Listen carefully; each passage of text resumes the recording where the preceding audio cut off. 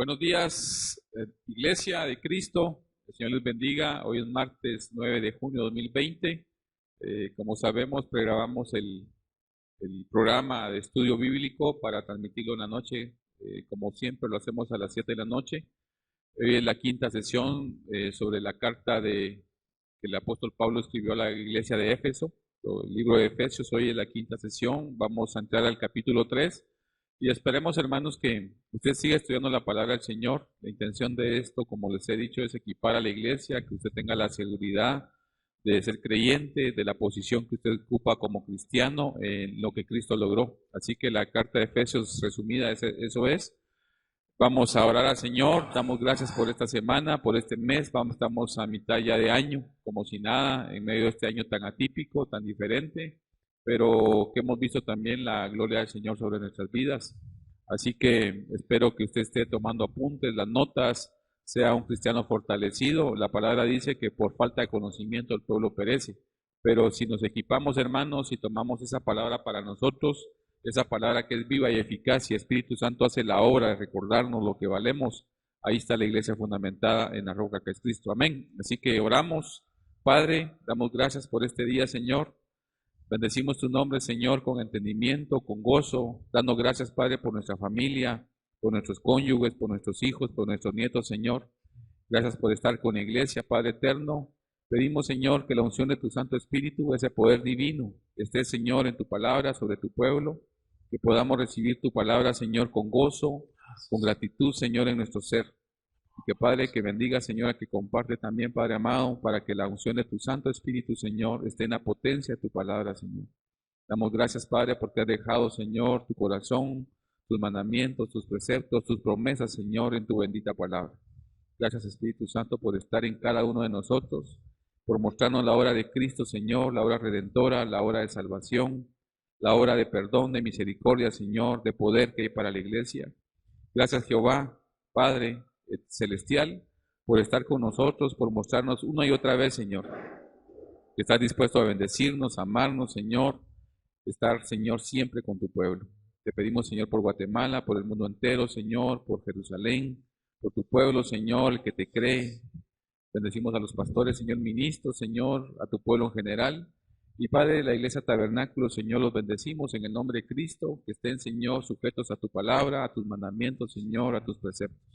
Gracias, Padre, Hijo y Santo Espíritu de Dios, en el nombre de Cristo Jesús. Amén y amén. Así que, amada Iglesia, ponga su corazón, sus apuntes, sus Biblias para estudiar la palabra del Señor.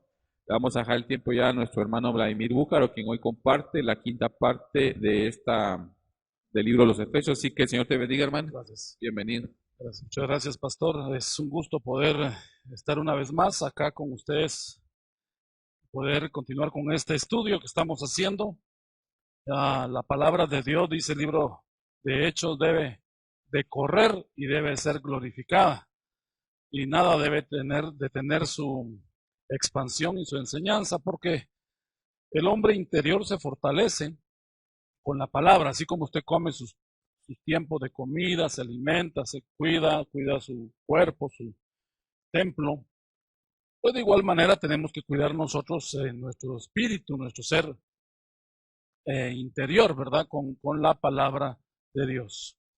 Recién estábamos terminando la reunión pasada, vimos el final del capítulo 2 del libro de Efesios y en la cuarta sesión, y pudimos ver el empoderamiento que pues el Señor le estaba nuevamente confirmando a la iglesia al respecto de poder desarrollar este ministerio, esta gran comisión de predicar el evangelio, principalmente en el caso de Pablo, que Pablo pues entendemos que él es el perito arquitecto de la construcción de la edificación en este periodo de gracia de la iglesia. Y leímos en los últimos versículos del capítulo 2, principalmente el versículo 20, dijimos que ahora somos edificados sobre el fundamento de los apóstoles y profetas, siendo la principal piedra del ángulo Jesucristo mismo, en quien todo el edificio bien coordinado va creciendo para ser un templo santo en el Señor, en quien vosotros también sois juntamente edificados para morada de Dios en el Espíritu. ¿Por qué empiezo con esta escritura? Si vamos a entrar ya de lleno al capítulo 3 y vamos a estar viendo cómo es las dimensiones del amor de Cristo. Interesante es que aquí habla sobre un edificio que se está formando y este edificio no es un edificio hecho de piedra, es un edificio espiritual, construido en el corazón de los creyentes. Quiere decir que en la medida que nosotros crecemos en el Señor, se va construyendo más el edificio, y no solo de manera individual, sino también de manera corporativa. Todos vamos construyendo el edificio que se llama la iglesia, bien estructurado, coordinado y bien dimensionado para que todo encaje correctamente.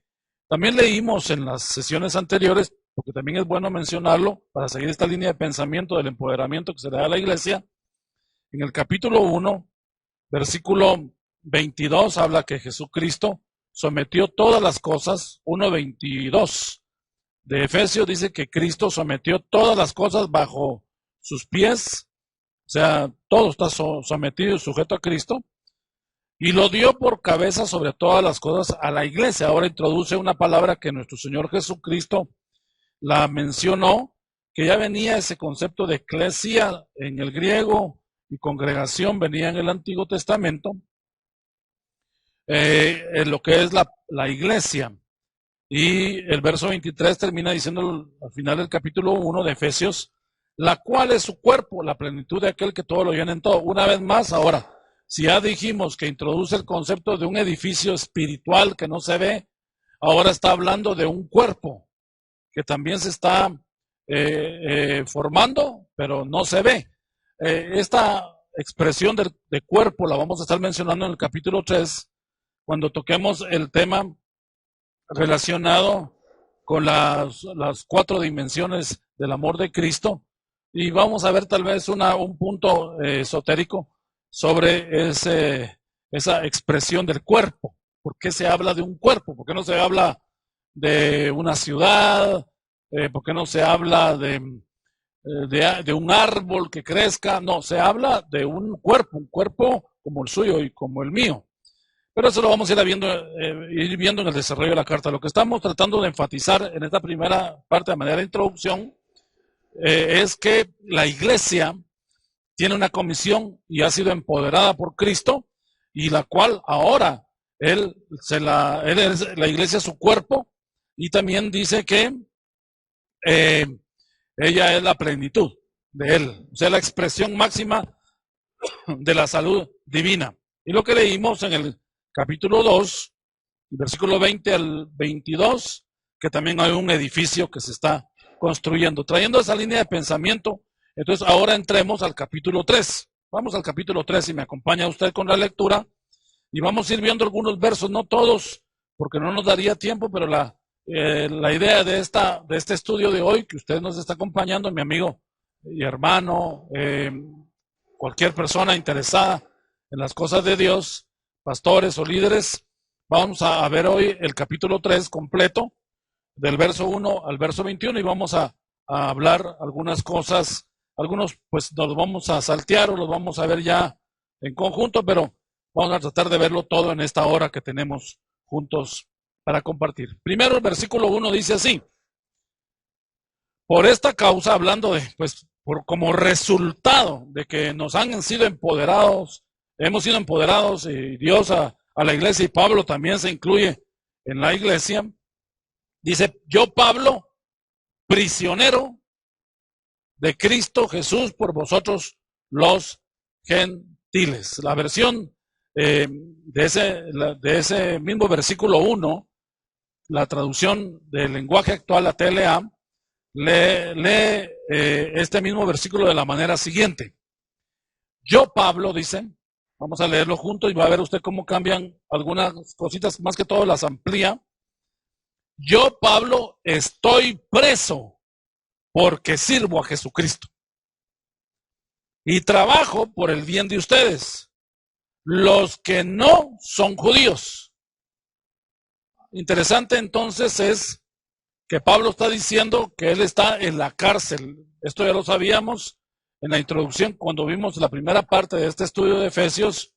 Vimos que la carta de Efesios es una de las cartas que se conoce como parte de las cartas de la cautividad, o de las cartas de la cárcel en las que Pablo estuvo preso. Esto pues obviamente sabemos que fue en el año 61 después de Cristo, cuando Pablo estuvo preso en Roma. Y desde Roma Pablo escribe esto. O sea, Pablo está ratificando y está diciendo: yo, Pablo, o sea, el autor de la carta, pero también estoy contándoles mi circunstancia. Yo estoy preso porque sirvo a Cristo. O sea, en ese tiempo, pues había como una persecución que se había dado como resultado de la muerte de algunos de los apóstoles, y los romanos pues estaban sintiéndose amenazados por esta secta, por este nuevo movimiento. Se le llamaba secta en aquel tiempo, no es una palabra mala en aquel tiempo. Hoy, el día de hoy, una secta sí ya tiene una connotación un poquito más, pues, como una doctrina herética y muchas veces en contra de Dios. Pero Pablo está ratificando entonces que él está en la cárcel.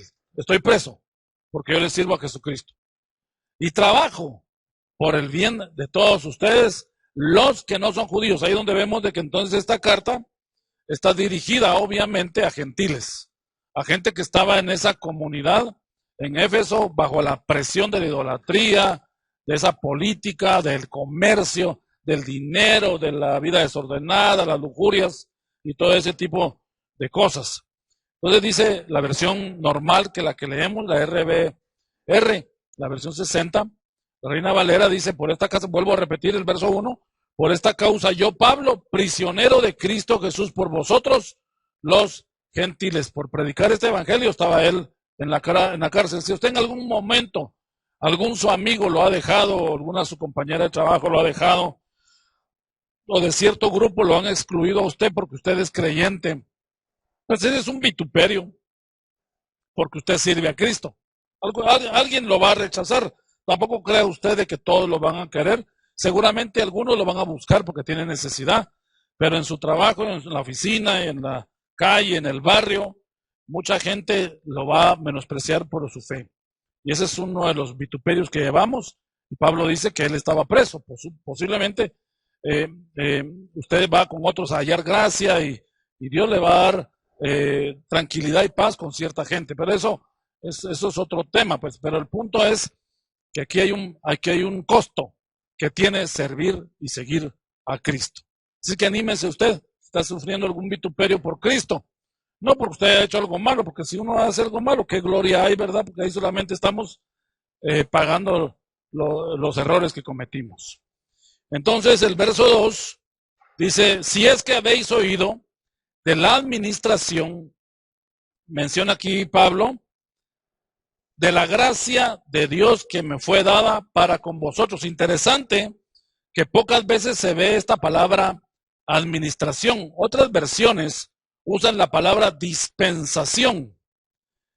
O sea, no, sí equivalen a la dispensación, a la administración. Y la administración pues tiene que ver con llevar una programación donde se ven tiempos, se ven recursos, se ve personal humano y todo lo que lleva esto en ese tiempo, en ese proceso, en la fecha de inicio, en la fecha de terminación de algún proyecto, lleva un fin, un propósito. Y aquí lo está diciendo también Pablo.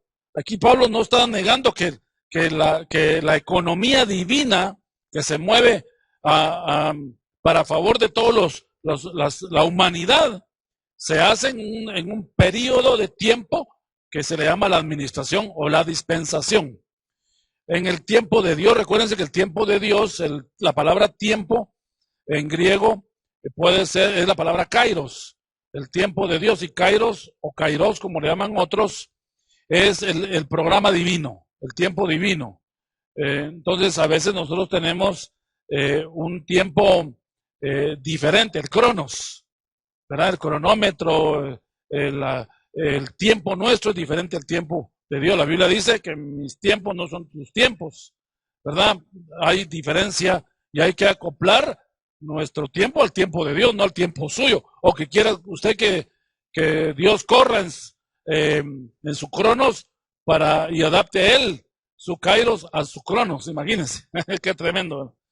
Bueno, esto parece una locura porque en la administración divina Dios mueve las piezas como él quiera. Por ejemplo, Pablo era un doctor de la ley, era una persona enseñada a los pies de Gamaliel, él era un hombre preparadísimo, fariseo de fariseos, él era de las escuelas rabínicas más, pues, aunque era de la línea, por ser fariseo, de la línea de Shammai, que era muy estricto, pero también tenía la línea de Hillel, que por Gamaliel, que era la línea más tolerante. Entonces él tenía ese balance perfecto, estaba listo para predicarle a judíos, porque era experto en el judaísmo, él había salido del judaísmo, era un rabino.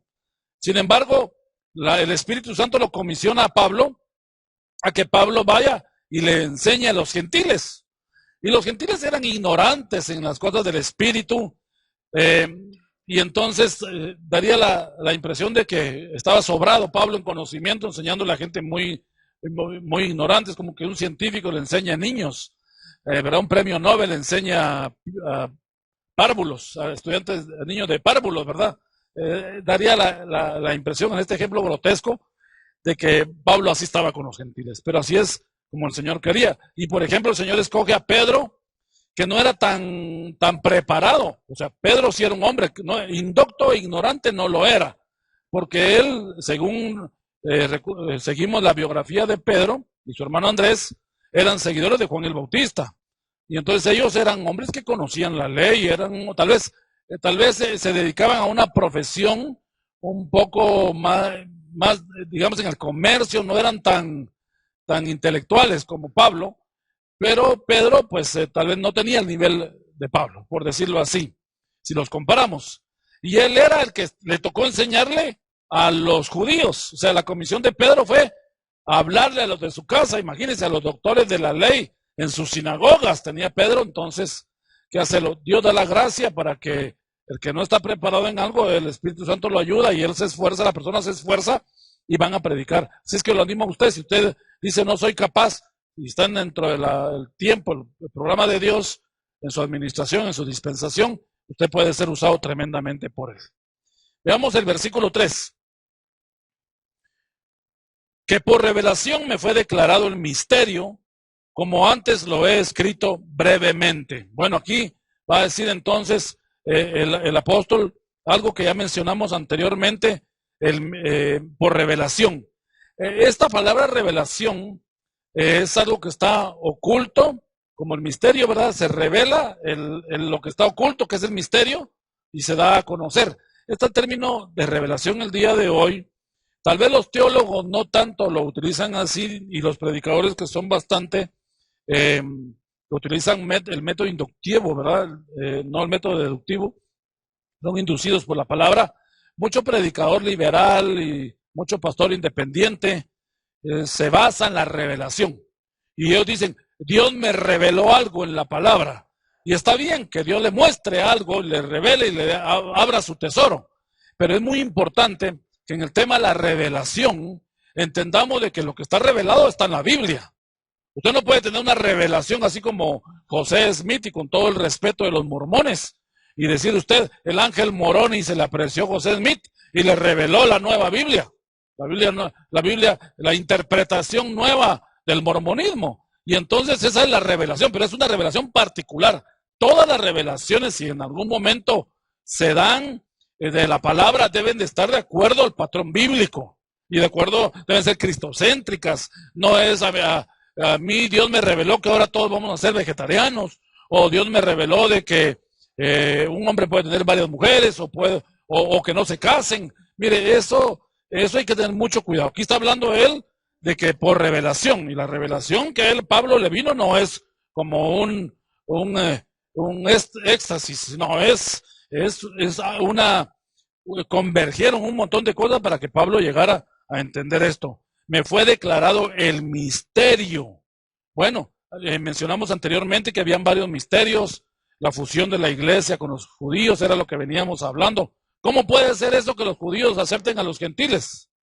Es más fácil que un gentil acepte a un judío que un judío acepte a un gentil.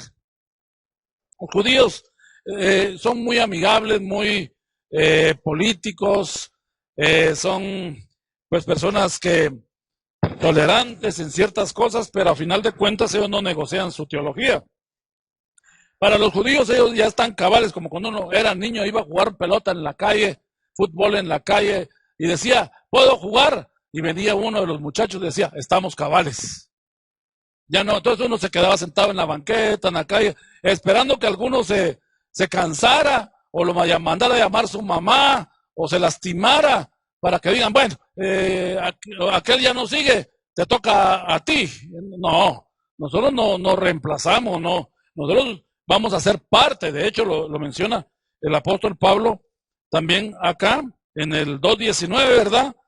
Porque ya no sois extranjeros ni advenedizos, sino ciudadanos, conciudadanos de los santos y miembros de la familia. Hágame el favor, ahora ya nos prohijaron, ya nos adoptaron, dice el capítulo 1, ¿verdad? Y ahora somos parte de la familia de Dios, quieran o no quieran, les guste o no les guste, pues a los judíos. Entonces, aquí leemos nosotros que por revelación le fue revelado, como antes lo había escrito brevemente, o sea, ahora va a explicar un poco más. Vamos al verso 4. Leyendo lo cual podéis entender cuál sea mi conocimiento en el misterio de Cristo. Es una continuación del pensamiento. El verso 5. Misterio que en otras generaciones no se dio a conocer a los hombres, a los hijos de los hombres, como ahora es revelado, dice, a sus santos apóstoles y profetas por su espíritu. Mire qué interesante que el Señor dice que ahora que Él le reveló las cosas a sus santos apóstoles y profetas por el espíritu. Bueno, interesante. Y dice que el 2:20 mencionó que estamos edificados sobre el fundamento de los apóstoles y los profetas. Da la impresión de que los apóstoles representan al Nuevo Testamento y los profetas representan el Antiguo Testamento. Interesante, ¿por qué incluye a los profetas? Porque muchas veces para Dios, en el pueblo de Israel, el rey no siempre era alguien que oía a Dios, sino que el que oía a Dios era el profeta en el Antiguo Testamento. Y el profeta le daba consejo y ayudaba al rey a gobernar. Sin embargo, muchas veces los reyes de Israel no se dejaban gobernar. Y ya conoce usted la historia del Antiguo Testamento, en el libro de los Reyes, en el libro de las Crónicas, las atrocidades que vivieron y las cosas en las que estuvo Israel involucrado, y cómo llegó al punto de dividirse en dos la nación y perderse 10 tribus y casi desaparecen algunas otras, a Benjamín. Mire, fue una lucha terrible, al punto que Dios pues preservó 2 tribus, que son las que pues el día de hoy está, ¿verdad? Judá, Benjamín y un remanente de Leví, que son las pues que se quedaron en Jerusalén, no se fueron a Siria con Sennacherib y todos ellos, ¿verdad? Bueno, aquí dice entonces, misterio que fue revelado a los santos apóstoles. La versión de la traducción del lenguaje actual, este verso 5 dice, pero ahora, por medio de su espíritu, Dios se lo ha demostrado a sus santos apóstoles y profetas. Es importante notar que la palabra santos que menciona acá, en este versículo 5, ¿cómo lo dice? Santos, apóstoles.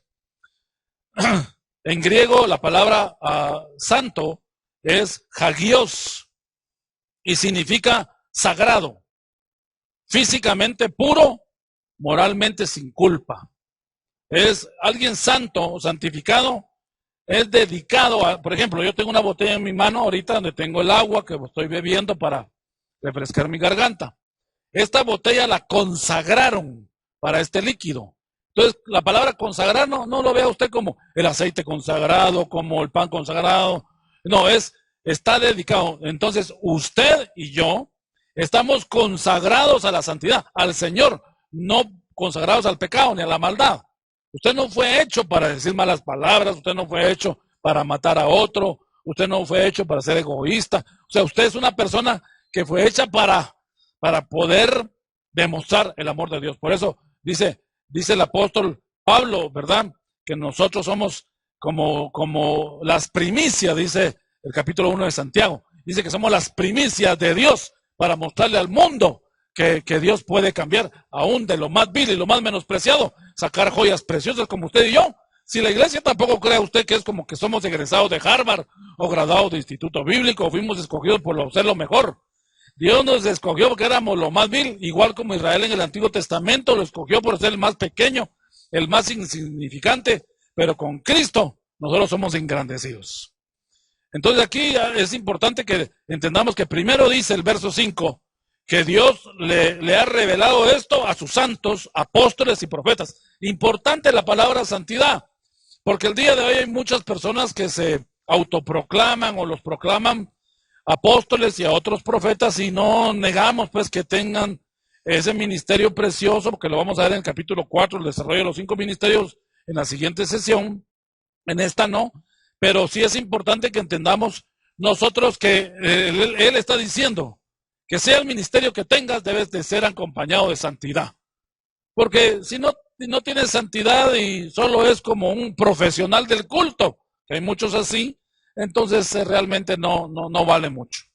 Entonces aquí la palabra que está usando es hagios, que es alguien que está sin culpa, es puro, se ha guardado. Y la palabra apóstol que utiliza acá en el griego es apostolos.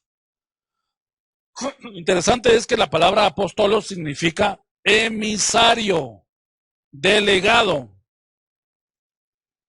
específicamente embajador del evangelio, oficialmente comisionado de Cristo, acompañado de poderes milagrosos. O sea, un apóstol de aquel tiempo, estamos hablando de los apóstoles de Cristo. Algunos hoy día le llaman los apóstoles del Cordero, pero en aquel tiempo eran los de Cristo. Bueno, el Cordero y Cristo es lo mismo, ¿verdad?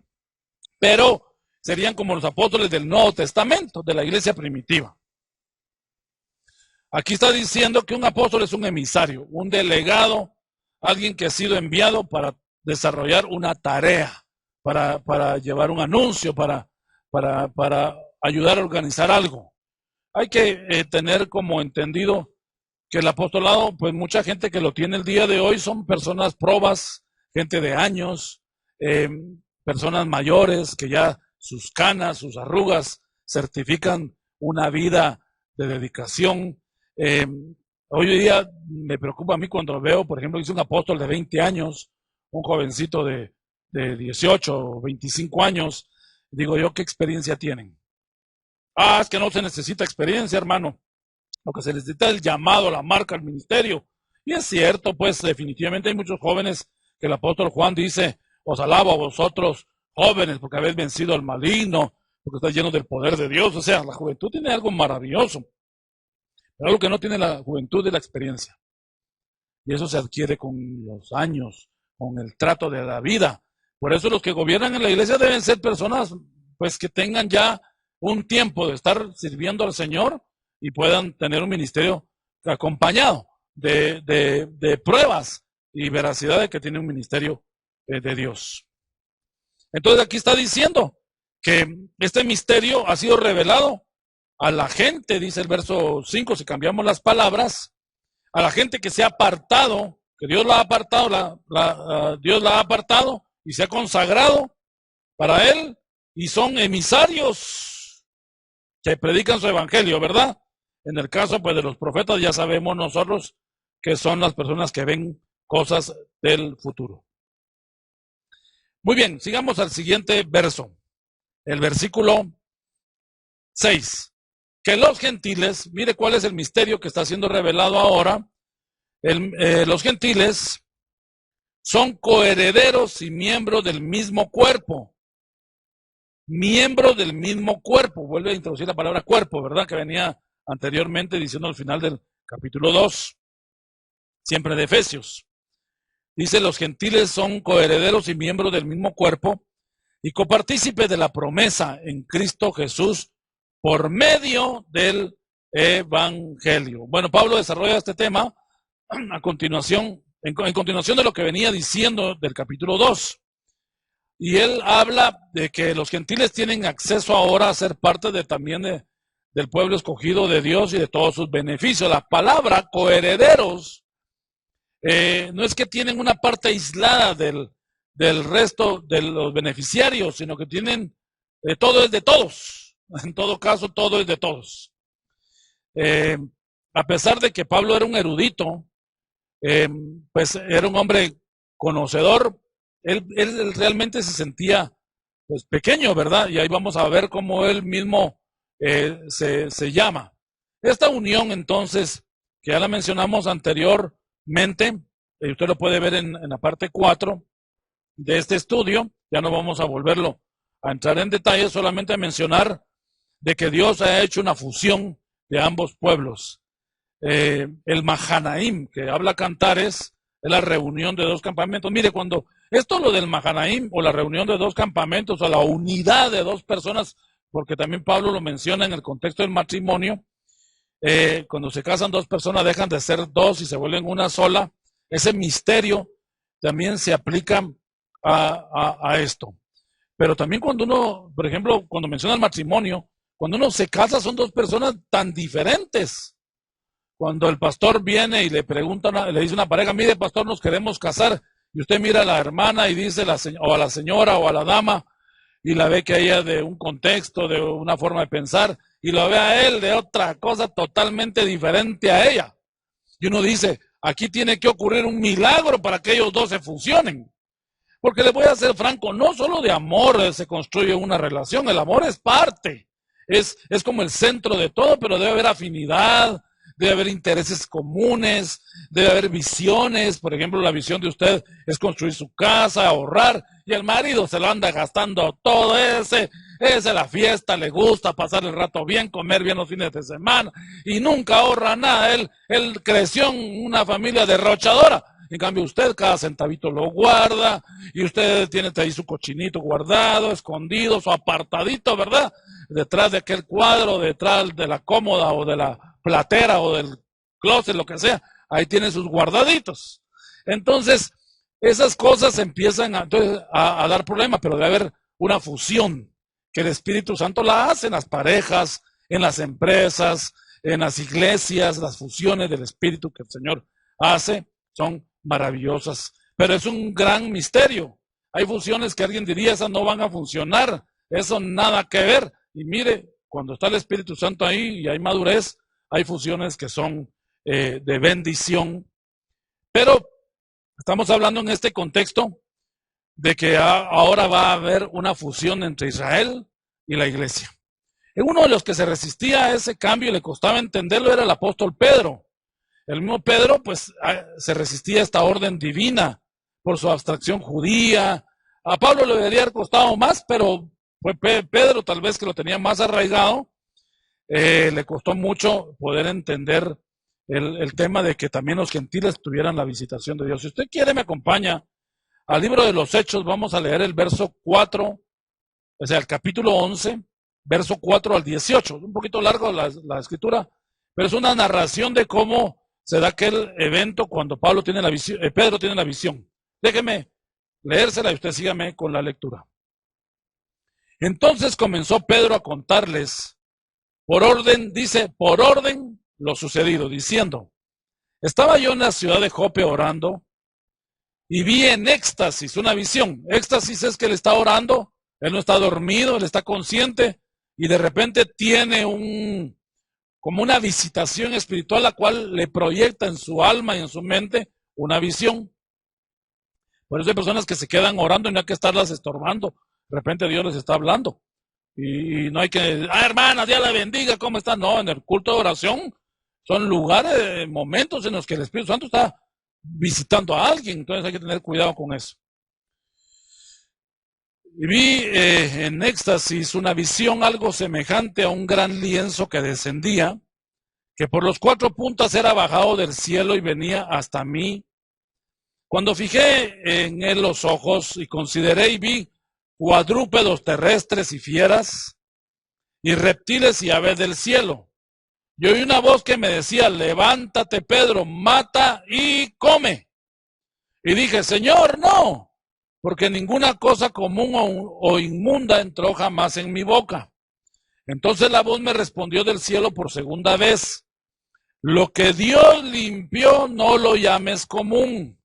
Y eso hizo 3 veces, imagínense.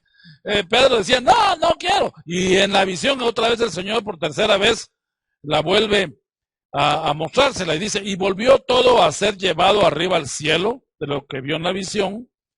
Y aquí luego llegaron 3 hombres a la casa donde yo estaba, enviados a mí desde Cesarea. Y el Espíritu me dijo que fuese a ellos sin dudar. Fueron también conmigo estos 6 hermanos y entramos en casa de un varón, quien nos contó cómo había sido visto en su casa un ángel que se puso en pie y le dijo, envía hombres a Jope, está confirmando la visión, y haz venir a Simón, el que tiene por sobrenombre Pedro. Y él te hablará palabras por las cuales serás salvo tú y toda tu casa.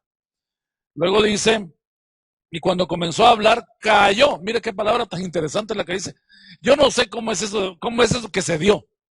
Porque son las primeras evidencias en el libro de los Hechos de la visitación ya clara, formal, del Espíritu Santo. Recuerden que Jesús se fue, al inicio de Hechos dice, yo me voy, pero le dejo al Espíritu Santo y recibiréis poder. Bueno, y el Espíritu Santo dice que cayó. Es interesante ver cómo fue que se dio esto. Sobre ellos también, como sobre nosotros al principio. Entonces, ¿cómo fue al principio con ellos? Estaban en el aposento alto en Hechos 2, orando unánimes, ¿verdad? Estaban en oración y de repente cayó del cielo, dice, un viento recio entró a la habitación y flamas de fuego se pusieron sobre la cabeza de los que estaban ahí. Bueno, entonces aquí dice, lo mismo nos pasó a nosotros. Entonces el evento de Hechos 2 no es exclusivo para Hechos 2. Dios siguió visitando a la gente y llenándolo de su Espíritu Santo. No es un bautismo particular de los apóstoles. Esta era una llenura, una visitación sobre cada uno de ellos. Entonces me acordé, dice, de lo dicho por el Señor cuando dijo, Juan ciertamente bautizó en agua, perdón, mas vosotros seréis bautizados con el Espíritu Santo. Si Dios, pues, les concedió también el mismo don que a nosotros que hemos creído en el Señor Jesucristo, ¿quién era yo que pudiese estorbar a Dios? Dice Pedro. Entonces, oídas estas cosas, callaron todos y glorificaron a Dios diciendo, mire, ¿cuál fue la conclusión de esa experiencia? ¿Cómo la resumen? De manera que también a los gentiles ha dado Dios arrepentimiento para vida. Mire, el pensamiento que tenían los judíos, analicen un poco desde ese contexto. Ellos creían que el mensaje era exclusivo para ellos. Pero señores, sorpresa, les dice el Espíritu Santo, esto no es para usted, esto es para todos. Y se cumple lo de Hechos, de Joel, que dice, derramaré de mi espíritu sobre toda carne.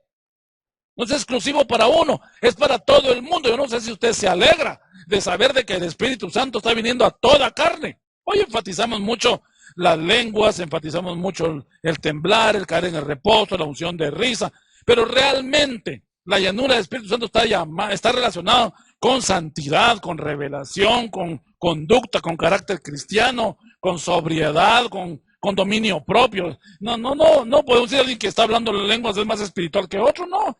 Eso es importante, pero realmente, porque las lenguas solo son para uno, es algo interno que en lo que uno es beneficiado, no las demás personas. Entonces, si usted se da cuenta, aquí estamos viendo que Pedro, cuando vio la visión y vio cuadrúpedos, mire, eran los gentiles lo que estaba viendo, no es que le estuviera diciendo agarra un cerdo y mátalo, porque los judíos no pueden comer eso. Y ahí estaba diciéndole, vio a cuadrúpedos terrestres, ahí estaba el cerdo. Las fieras, dice, los reptiles, cómete una iguana, cómete una serpiente, y él decía, no, ¿cómo puedo comerme? Yo soy inmundo. Lo que estaba diciéndole, y decía las aves del cielo, son las aves de rapiña. Así era como se veían a los gentiles antes, como animales despreciables. Pero recuérdese que el arca de Noé es una representación de la visitación de Dios que llevaba animales limpios y animales inmundos. Esto es para sacrificio, pues, pero iba mucha gente, muchos animales, en el arca, donde podían tener oportunidad de cruzarse, pues, en todo caso, y poder vivir. Es algo maravilloso poder ver entonces la oportunidad que Dios le está dando a la iglesia a ser participante de la promesa, la visitación del Espíritu Santo en todo sentido, integral, no solo una experiencia emocional, sino que es una manifestación del carácter de Cristo en su vida permanente. Verso 6, dijimos entonces que los gentiles son coherederos y miembros del mismo cuerpo y copartícipes de la promesa. La versión TLA, la traducción del lenguaje actual, dice así, de este verso 6, y este es el plan secreto por medio de Jesucristo. También los que no son judíos pueden recibir la salvación y las promesas dadas al pueblo de Israel y formar con Israel un solo pueblo. Bueno, todo lo que ustedes tienen que hacer es aceptar esa buena noticia. Interesante que la palabra coheredero que queremos destacar aquí en el verso 6, en griego es sunklekonomos. Qué palabra tan extraña. Sunklekonomos. Y significa participantes en común. Es una palabra más relacionada con el mundo de la legal, ¿verdad? Está hablando de que un sunkleronomos es una persona que recibe los mismos beneficios. Y Dios ha hecho, por ejemplo, destacar los mismos beneficios no solo a los gentiles, sino al hombre y a la mujer, porque en aquel tiempo era misógeno también el concepto religioso que la mujer no podía participar en el culto. Tal vez por la historia de Eva y todo lo que pasó, que ella hizo que Adán comiera el fruto prohibido, pero realmente el evangelio se extiende a hombres y mujeres. Por eso nosotros ahora reconocemos que hay hombres y mujeres, y hay muchas mujeres que Dios usa principalmente en el ministerio. Hay pastoras, hay gente que desarrolla ministerios preciosos. No, yo no voy a ir a una iglesia donde me pastoree una mujer y usted es misógeno. Es una persona misógeno, ¿sabe qué significa? Es una persona que desecha a la mujer y la tienen a un lado. No, Dios le ha dado maravillosas experiencias y sensibilidad y autoridad a la mujer. Así que deje de estarse quejando usted, porque así Dios ha levantado a muchas mujeres y debemos de honrarlas y respetarlas en el reino. ¿Cuántas mujeres pueden decir amén en este momento? Allá a la distancia. Si no, denle like y diga amén, pastor. Las mujeres, ¡viva las mujeres! Pero no somos feministas, ¿verdad? Pero que Dios está levantando a las mujeres. Versículo 8. Mire ahora cómo va a hablar Pablo de él mismo. Mire, Pablo siendo quien era. Ahora Pablo va a hablar con humildad de él mismo. A mí, que soy menos que el más pequeño de todos los santos. Mire cómo habla Pablo.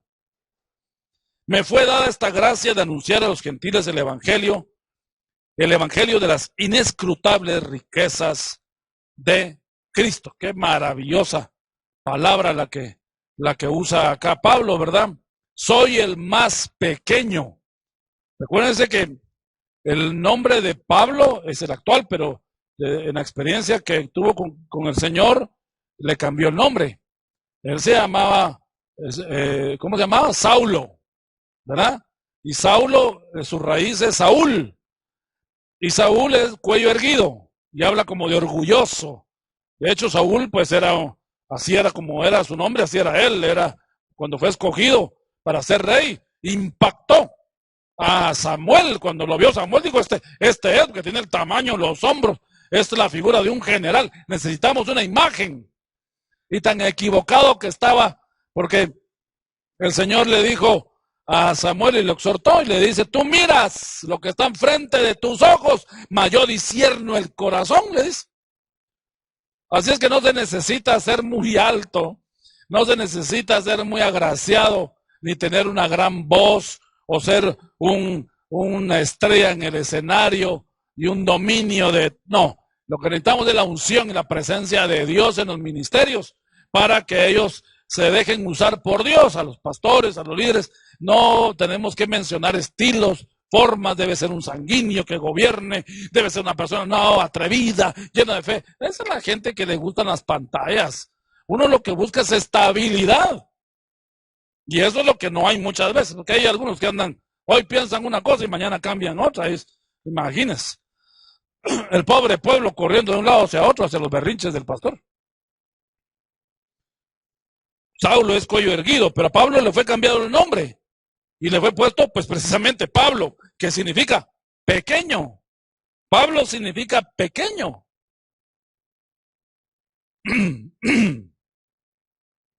Mire, Pablo, él fue considerado un apóstol.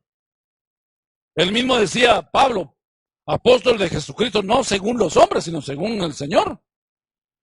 Porque para poder ser apóstol, los requisitos de apóstol, cuando se suicida Judas y escogen a Matías como reemplazo, en Hechos aparece en el primer capítulo, entonces dice, escojamos uno que ha andado con nosotros, a uno que ha estado desde Juan y en el ministerio de Cristo, uno que va adiestrado a sus pies.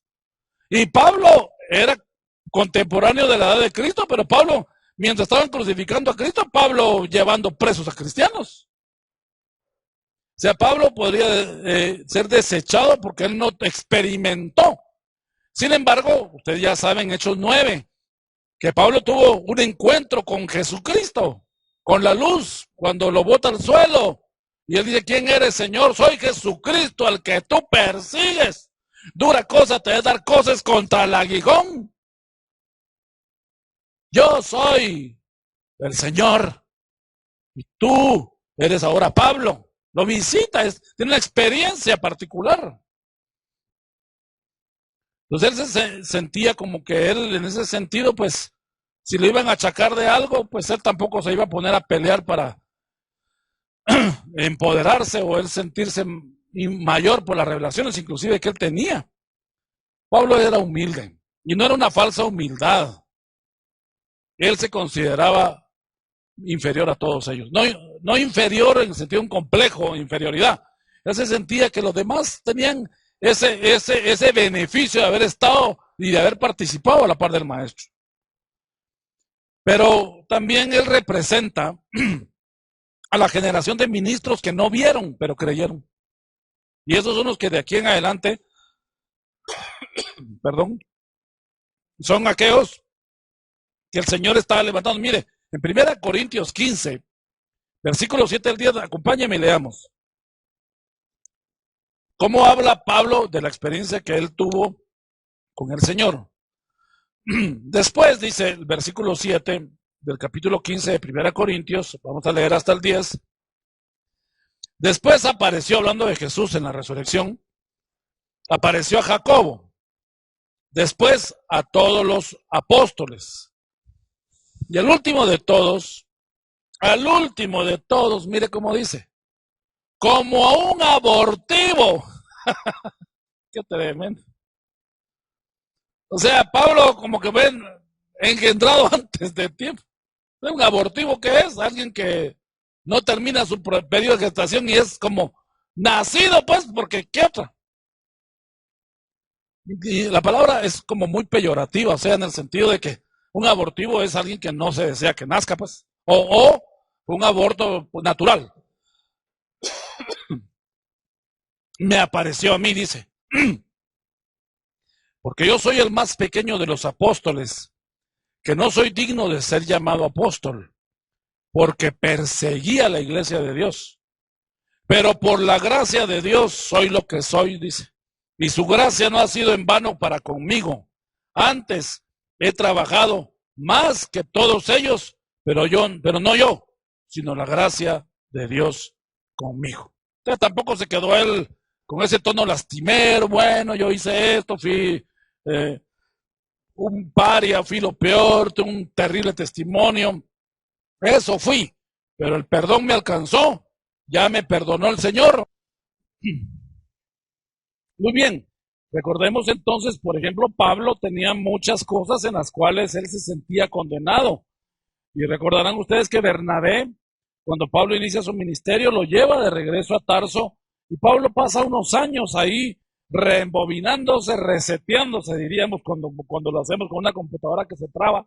Y Pablo arreglando las situaciones de su alma. Uno debe arreglar las cosas, sentarse, llegar a reconciliarse con Dios, a pedir perdón, a no asumir que Dios, en el camino Él me perdona las cosas que he hecho, me robé este dinero, es que en el nombre de Jesús me lo llevé yo. Hay gente que hace así. Entonces yo creo que uno debe acudir al perdón, pero con corazón sincero, y eso es parte de nuestra vida, eso debe ser parte de nuestra conducta cuando fallamos. Por eso tenemos los recursos de la oración para reconciliarnos, tenemos la Santa Cena para reconciliarnos, para ponernos a cuentas y para que usted pueda ser una persona que esté bien. Por eso dice, se lo revela a sus santos, apóstoles y profetas. Si usted es una persona de Dios, que tiene un apostolado en muchos sentidos, sin ser titulado con anillo o que una organización lo reconozca, el apostolado es más que un nombramiento, una misión colectiva. Bueno, pues ya dijimos, ese misterio que está oculto ya ha sido revelado entonces en la administración divina, en la economía divina. Verso 10, para que la multiforme sabiduría de Dios sea ahora dada a conocer por medio de la iglesia a los principados y potestades en los lugares celestiales. Interesante es esto. Uno a veces solo lo enfoca, y de hecho yo así lo mencioné la vez pasada, cuando mencioné las potestades y los principados, dije, solo al diablo y a los demonios, a los ángeles caídos, va a ir la iglesia a pregonarles y decirles que ella es ahora la que tiene la autoridad. No, también se lo está diciendo para que se dé a conocer esta sabiduría de Dios a los ángeles, a todas las criaturas celestes en los ámbitos espirituales, y sepan quién es la iglesia, la autoridad que tiene ahora la iglesia. Verso 11, conforme al propósito eterno. Miren, el propósito eterno. Entonces, no es que Dios manipule el tiempo ni el futuro. Dios es un Dios eterno y sabe todas las cosas. Para Dios no hay pasado, presente y futuro. Dios se mueve en un eterno presente. Entonces, Dios todas las cosas las ve y Él sabe cómo acontecen. No manipula los tiempos, pero su providencia, su gracia está encima de todo. Así es que Dios tiene control de todas las cosas, mi amado hermano y amigo y pastor. Verso 12, en quien tenemos seguridad de acceso con confianza por medio de la fe en Él, por lo cual pido que no desmayéis. Bueno, vamos a quedarnos acá en este punto, nada más del verso 12, en quien tenemos confianza y seguridad y acceso con confianza por medio de la fe en Él. Podemos ahora acercarnos ante el trono de la gracia. Antes era el sacerdote que una vez al año entraba el sumo sacerdote de la orden de Aarón, de la familia de Aarón, y entraba en el día de la expiación a ofrecer la sangre del animalito, la víctima inocente, y era derramada en el propiciatorio en medio de los dos querubines, encima de la urna que era el arca del pacto, y ahí descendía la gloria Shekinah de Dios, la mía, todo eso, y recibía. Entonces, el traje del sumo sacerdote llevaba orlas y llevaba abajo campanillas, y todo el mundo estaba expectante porque llegaba un momento en que se detenía el sacerdote y ya no se oía el sonido de las campanillas. Y en esos segundos en que estaba todo Israel en silencio una vez al año, entre septiembre y octubre, que se celebraba esa fiesta, él estaba esperando a que Dios recibiera la sangre. Y si el Señor la recibía, entonces él regresaba sin darle la espalda al altar y todos volvían a oír nuevamente las campanillas. Imagínense qué motivo de gozo. Era algo como para hasta poderse aplaudir, porque una vez, un año más, habían ellos sido perdonados de sus pecados. Cristo nos permite ahora entrar con libertad. Por eso dice el libro de Hebreos, acerquémonos pues confiadamente ante el trono de su gracia, para hallar gracia, misericordia, para obtener de él el oportuno socorro. Ahora usted, como su derecho de hijo, puede entrar directamente a la intimidad del Padre y decir, aquí estoy porque soy tu hijo. Eso nos debe de dar motivo de mucha alegría. Muy bien, vamos al verso 13. Ahora vamos a ver la segunda rogativa de Pablo en esta carta de Efesios. Pablo va a empezar así diciendo, por lo cual pido que no desmayéis a causa de mis tribulaciones por vosotros. Pues obvio, daba un poquito de temor seguir los pasos de Pablo, si Pablo nos invitaba a que fuéramos sus discípulos de Cristo, pero también de alguna manera discípulos de él, porque Pablo estaba preso, y Pablo de alguna manera estaba diciendo, así van a parar ustedes si siguen este evangelio. Y tal vez ahora ya no es como ese tiempo, pero sí de alguna manera usted, al hacerse amigo de Dios, se vuelve enemigo del mundo. Hablando del mundo, estoy hablando del sistema del enemigo que opera en los hijos de desobediencia, en los hijos de ira, ¿verdad? En la gente que abraza la maldad. No estoy diciendo el mundo en el sentido de la sociedad en sí, ¿verdad? Aunque la cultura de la sociedad también y la moral de la sociedad también es no necesariamente cristiana. Pero aquí él dice que no se desmayen, que no digan, recuerden que los de Éfeso estaban viviendo muchas presiones sociales, políticas, culturales, religiosas, y Pablo sentía que ellos podían decaer por tanta bendición también. Las bendiciones también pueden ser causa de caída para muchos, no solo la prueba y el no tener, sino el tener más o el de ser una persona que tenga demasiado puede también serle un estorbo si eso gobierna su corazón. Verso 14, por esta causa doblo mis rodillas ante el Padre, dice, de nuestro Señor Jesucristo, dice aquí el apóstol Pablo en el verso 14. Esta es la segunda rogativa, ya lo dijimos, pero aquí dice él, interesante, cuáles son los componentes de la oración de esta rogativa de Pablo. Veamos el versículo 16. Lo primero que dice, es lo que va a decir ahora, para que os dé conforme a las riquezas de su gloria, el ser fortalecidos con poder en el hombre interior por su espíritu.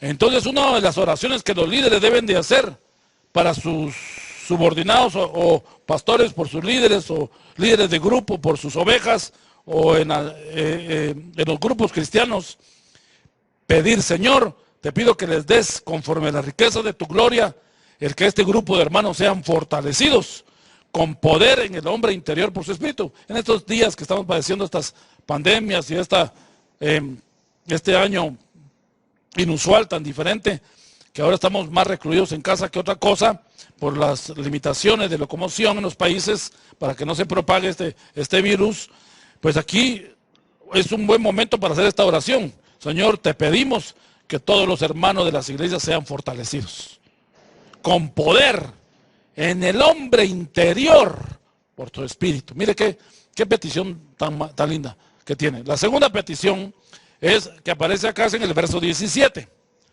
No solo fortalecidos, sino que habite Cristo, habite. ¿Qué es habitar? Que alguien llegue a morar, pues, a vivir. Que habite Cristo por la fe.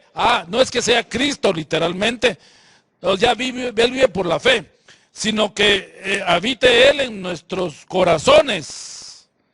Quiere decir que sus principios, su enseñanza, su forma de vida pueda venir y desarrollarse adentro de nosotros. Y mire cómo dice la segunda parte.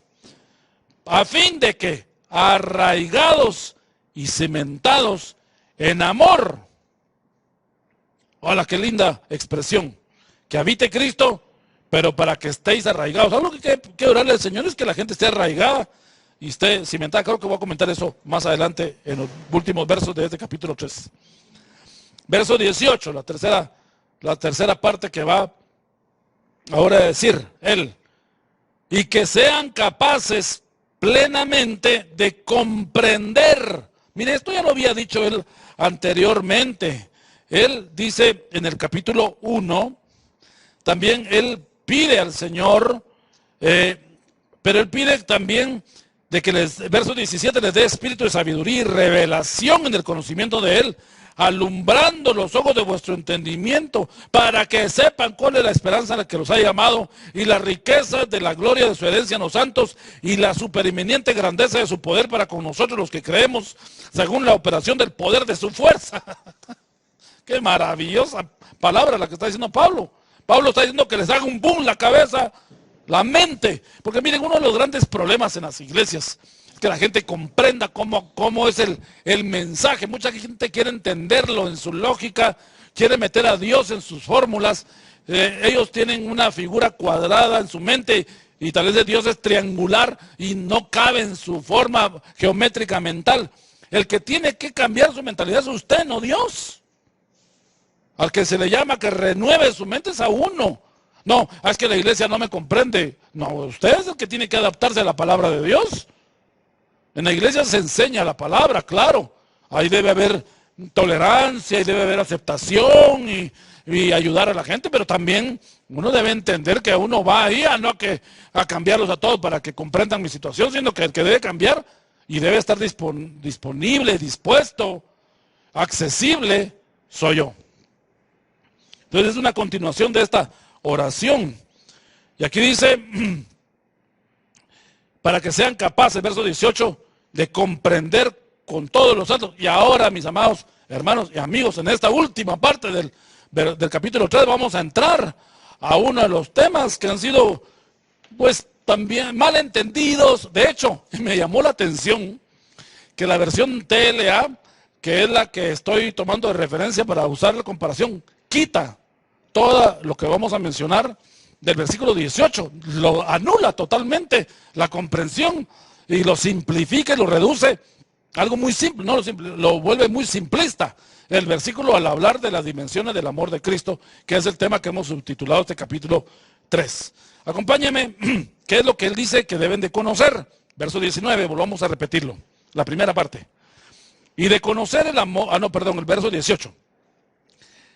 Y seáis capaces de comprender con todos los santos cuál sea la anchura, la longitud, la profundidad y la altura, y de conocer el amor de Cristo que excede a todo conocimiento, para que seáis llenos de toda la plenitud de Dios. Muy bien, entonces ahora va a entrar a un tema eminentemente esotérico. Al decir esotérico, usted no se confunda ni diga, uy, Señor, reprenda al diablo. Esotérico significa que algo que como misterioso, como un poco etéreo, como que hay que bajarlo de las alturas y volverlo, accesible para nosotros. La versión Dios habla hoy, que vamos a utilizar esta versión porque la TLA no lo anula totalmente, solo conocer el amor de Cristo dice. La versión Dios habla hoy dice así, de este verso 18. Y que así puedan comprender con todo el pueblo santo cuán ancho, largo, alto y profundo es el amor de Cristo. Que puedan comprender las dimensiones, las extensiones, los alcances de ese amor. Entonces alguien diría, es que el amor de Cristo es lo más sencillo de conocer. No, señora, mis amados hermanos, aquí está hablando de una profundidad. Y vamos a ver, estas son las dimensiones del universo. El universo tiene las 4 dimensiones: ancho, alto, profundidad, y la última es el tiempo. Se despliega el universo en el tiempo. Un día se va a detener en el tiempo y se va a volver a enrollar como un pergamino, dicen los profetas del Antiguo Testamento. Va a volver a su orden original. A simple vista, no tenemos un marco de referencia para poder hablar de la anchura, la longitud, la profundidad y la altura de Dios. Es Pablo, la única vez, es el único versículo que va a mencionar estas medidas del amor de Cristo.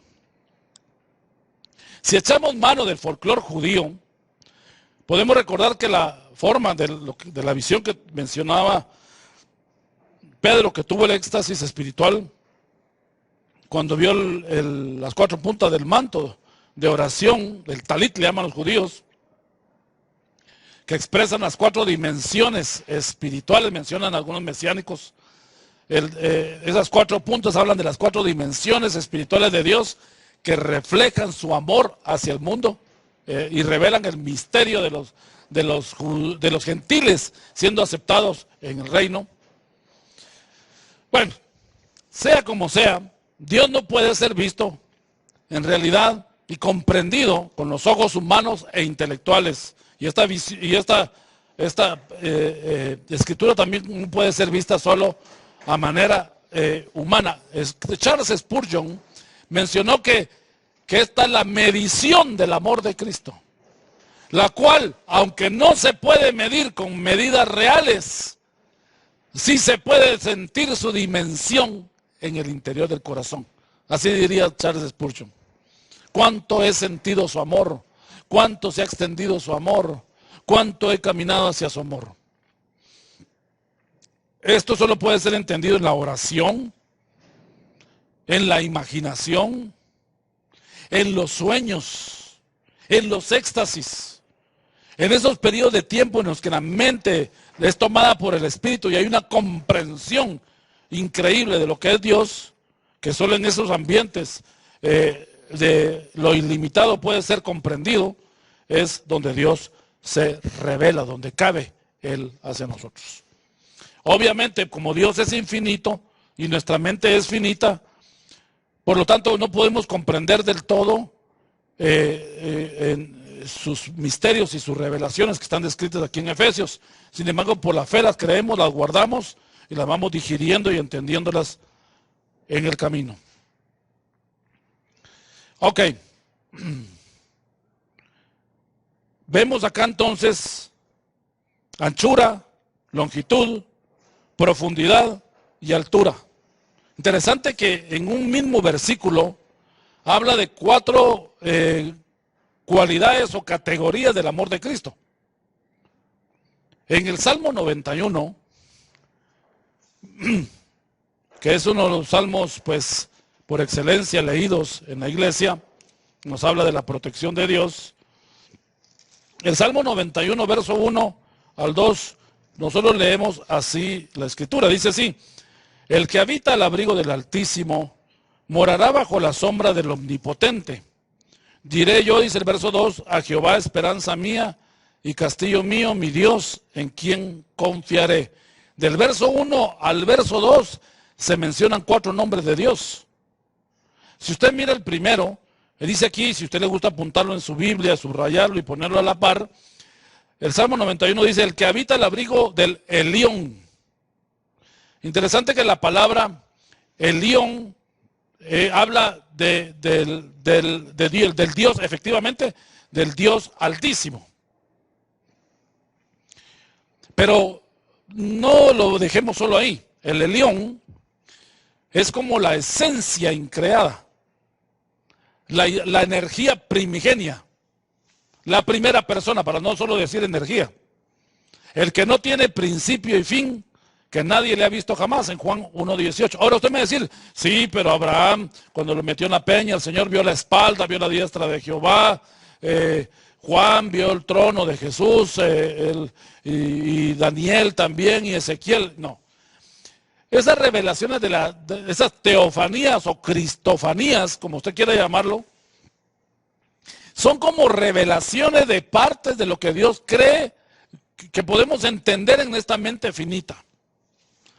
Pero realmente lo de a Dios, conocerlo, como dice Juan, Dios es luz, no tiene luz, sino que Dios es luz, es como también dice, Dios es amor, no es que Dios tenga amor, sino que Dios es amor. Estamos hablando de su esencia. Quiero que me comprenda eso muy bien y me ponga atención, mi amado amigo y hermano.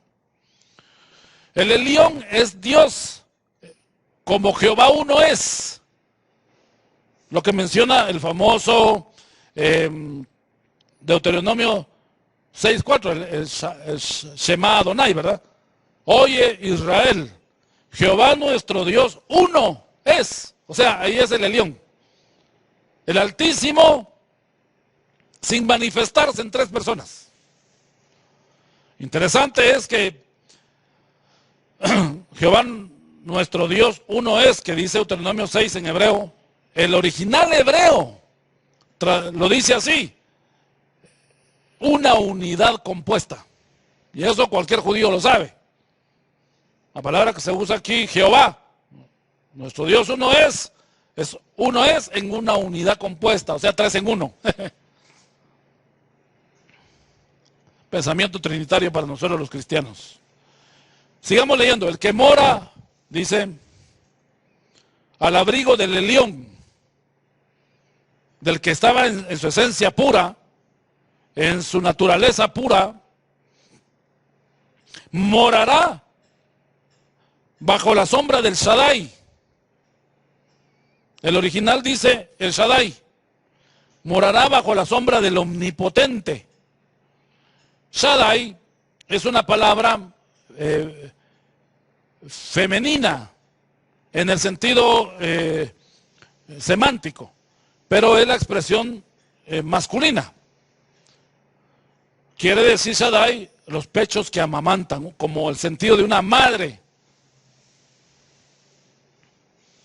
Bueno, aquí está revelando uno de los nombres de Dios. Y luego dice, diré yo a Jehová, Yah, el aliento de vida. Yah, o Jehová, el aliento de vida.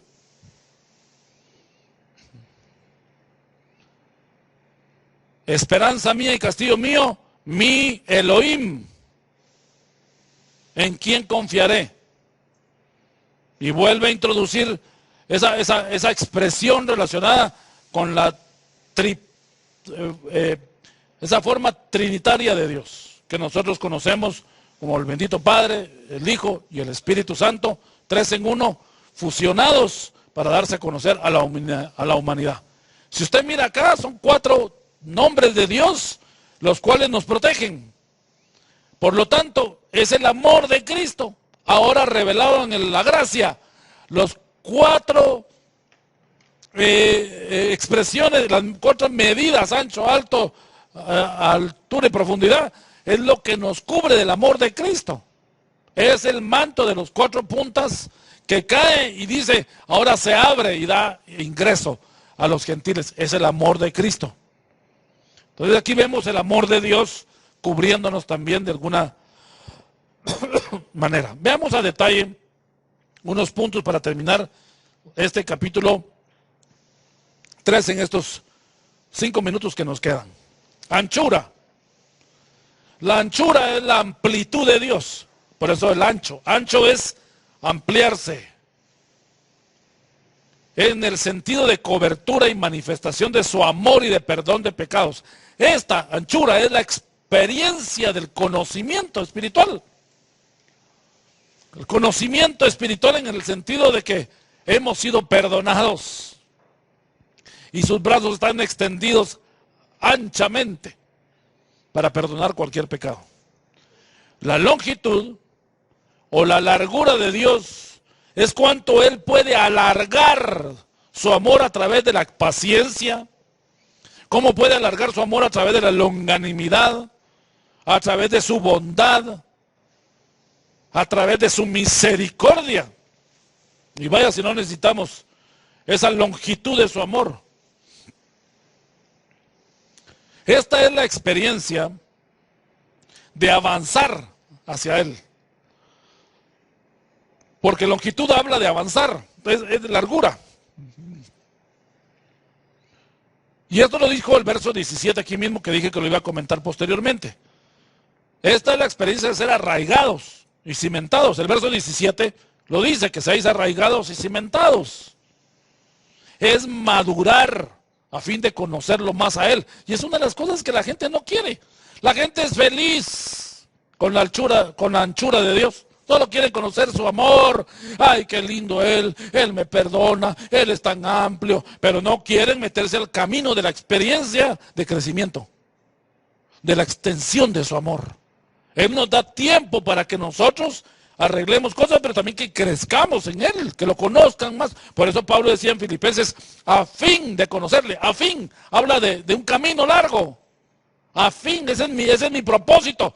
Mi propósito es conocerlo a Él. Que tengo una vida, tengo hijos, familia, trabajo. Pues eso es lo que vivo en la tierra. Pero mi fin más alto es conocerlo a Él. ¿Cuánta gente hay en la iglesia? Lleva años y no lo conoce. Eso dice aquellas palabras tremendas. Apartados de mí, hacedores de maldad, dice el Evangelio. Señor, pero si en tu nombre profetizamos, echamos fuera demonios, hablamos lenguas, nosotros hicimos esto, lo otro.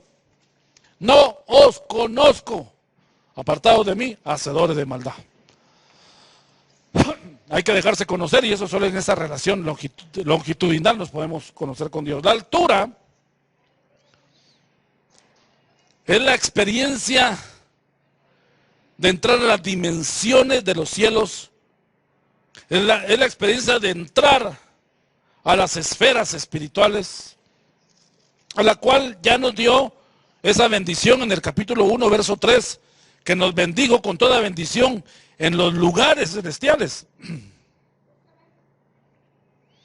O sea, Él nos ha bendecido en esas dimensiones. Entonces tenemos que ser llevados a través de su altura, ser llevados y volvernos también espirituales. Cuidado usted y yo ser como las gallinas, ¿verdad? Que solo viendo para abajo, viendo qué comemos y nunca levantamos la cabeza para arriba. La altura es verlo a Él. ¿Cómo lo veo a Él? No es que se me abra los cielos y yo pueda verlo entre las nubes, no. Su palabra, en las reflexiones de vida, en la meditación, en la oración, la búsqueda de Dios, decir, ay, ahora comprendo esto, ahora puedo decir cómo se dan las cosas allá arriba. Mire, eso se llama madurez. La altura de Dios, maravillosa experiencia. Usted y yo tenemos que aprender a entrar a conocer su anchura, su longitud, su altura, ¿verdad? Y su profundidad. Poderlo conocer más, la profundidad de Dios, que no la mencioné. La profundidad es conocerlo a Dios en su esencia. No solo las cosas que haga Dios, sino cómo actúa Dios. Es comprender que si Dios hizo esto, es porque Él, su naturaleza, su esencia, eso es muy difícil, no todos lo logran. Algunos solo se basan en fórmulas y principios bíblicos. Es que si Él lo hizo así, Él lo va a hacer así. Esta persona está enferma, saber qué juicio le vino, porque qué pecado cometió. Todos hacemos fórmulas cristianas y así evaluamos como la condición de Job.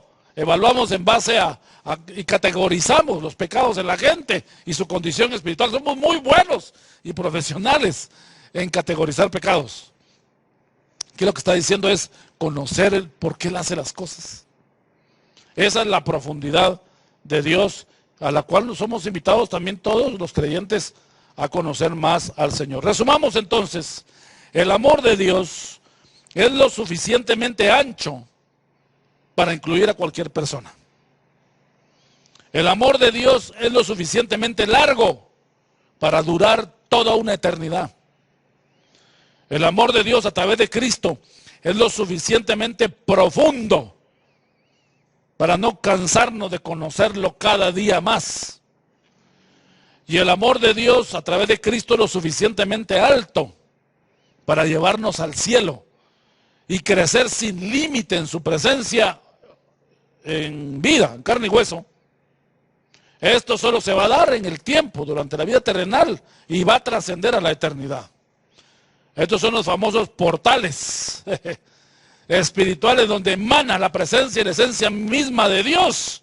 Y cada creyente puede entrar por esas puertas de bendición para ser plano y vasto. Los judíos en sus documentos que hablan sobre el mundo, la emanación de Dios, los famosos sefirot que ellos los utilizan como la corona de Dios, donde emana la vida y se distribuye a todas las partes del árbol de la vida, y algunos creen que parte de lo que escribió Pablo en Éfeso fue una revelación de su judaísmo, y cómo él tuvo la revelación de interpretar los sefirot, que eran unas interpretaciones de los caminos a la iluminación, los caminos a la vida, que muchos filósofos y aún judíos esotéricos se han apartado de la verdad divina, sino que lo han hecho como solo el mundo del conocimiento, el mundo gnóstico.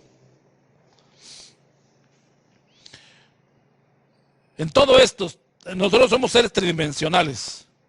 Todo esto se da en 3 dimensiones. El hombre primero fue bidimensional, con los cuadros, altura y ancho. Y así hacíamos las presentaciones en dibujo. Luego vino Leonardo da Vinci e introdujo la profundidad en sus dibujos, lo que se llamaba la perspectiva. Y entonces le añadió ancho, largo y profundidad. Y ahora nos dan ahora ancho, alto, profundidad, y ahora nos dan altura. Y eso todo tiene que ver con el tiempo. O sea, quiere decir que este mensaje trasciende el tiempo, se mueve hacia la eternidad. Es el mismo Dios de ayer, de hoy y de siempre. El ser humano pasa por 4 etapas. Y ya lo mencionó acá en el capítulo 1 cuando hablamos de la preexistencia. Fue la primera etapa, cuando fuimos elegidos en la preexistencia. Número 2, la existencia terrenal. O sea, nosotros existimos desde antes de nacer, pues. Eso se llama Fuimos elegidos de la preexistencia. Esto lo menciona el capítulo 1, que ya lo leímos abundantemente con ustedes, que el Señor nos escogió antes, capítulo 1, verso 4, nos escogió en Él antes de la fundación del mundo. O sea, usted ni siquiera tenía cuerpo, no había nacido, ya había sido elegido. Esa es la preexistencia. O sea, existimos en la preexistencia. Número 2, existimos en la existencia real, valga la repetición, en este mundo donde usted y yo estamos viviendo. Luego conocemos a Cristo y vivimos en la renovación espiritual. O sea, es un mismo cuerpo pero renovándose. Entonces usted vive una tercera etapa. No solo el nacimiento genético, sino que ahora vive el engendramiento espiritual. Entonces tiene doble engendramiento, no sé si me entiende. Por eso ha nacido de nuevo. Nació de un vientre, pero ahora nace del espíritu. Usted tiene doble nacimiento, pues, si cabe la palabra. Es su renovación espiritual en la tierra. Y el cuarto punto es cuando usted sea absorbido por la vida que menciona Pablo. Entonces nosotros seremos absorbidos por la vida. La luz de Dios va a absorber nuestra luz. Por eso Jesús dijo, yo soy la luz del mundo. Juan dijo, Dios es la luz. Jesús dijo, yo soy la luz del mundo. Y Jesús dice, vosotros sois la luz. Y la luz cuando se junta, no son tres luces diferentes. No son tres focos pegados como un semáforo. Son una sola luz. O sea, vamos a volver a retornar a la luz del Padre para poder brillar juntamente con Él. Que fue definitivamente de donde nosotros salimos. Cuesta un poco a veces comprender estas expresiones que utiliza aquí el apóstol Pablo, pero definitivamente por eso se le llama la reina de las epístolas, la más profunda, la más teológica, la más incomprendida también, y pues lo que estamos dando solo son unas breves acotaciones que esperamos a ustedes le puedan servir para pues tener un buen criterio cristiano y tener también usted una vida espiritual más desarrollada, más completa en su vida, ¿verdad? Vamos a dejarlo hasta acá, vamos a detenernos y seguramente sabemos que esto le va a usted ayudar a crecer espiritualmente y que usted pueda en su vida pueda usted tener más razones por las cuales buscar a aquel que nos ha enseñado tantas cosas y nos ha amado tanto y nos ha dejado este legado, este libro tan precioso para que podamos nosotros vivir bien en esta tierra. Dios les bendiga a todos y esperamos vernos la próxima vez. Bueno, gracias hermano Vladi. Qué linda carta, hermanos, el mensaje del Señor. Si pudimos poner atención, Dios pone como ejemplo todo lo que es el universo, lo alto, lo bajo, lo profundo, todas las dimensiones. Esa es la forma en que Dios ama a su pueblo y lo ha demostrado en la forma de dar a su Hijo, aun cuando no éramos pueblo, cuando estábamos muertos en delitos y pecados, apartados, lejos de los pactos.